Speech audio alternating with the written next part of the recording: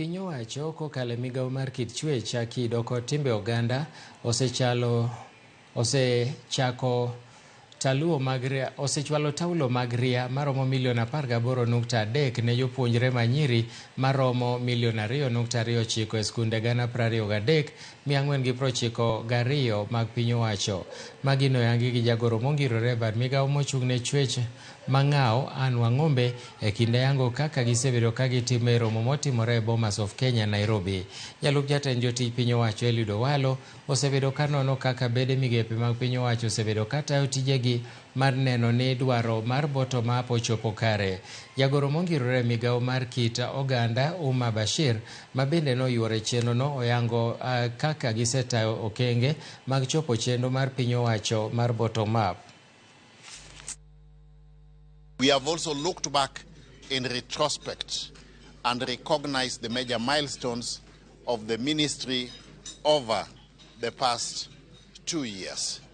We have also assessed the level of digitalization of the services provided by the ministry.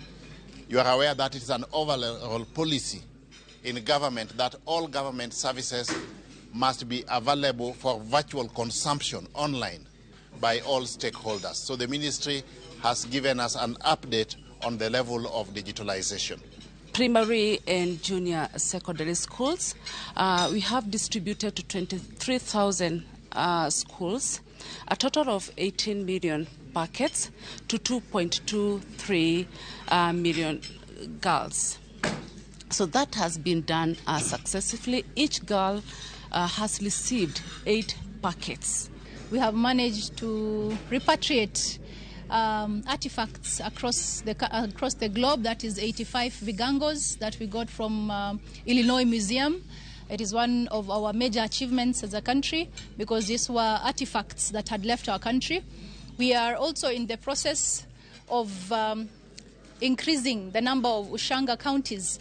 We had initially 7 Ushanga counties, but in the course of the last financial year, we have added 3.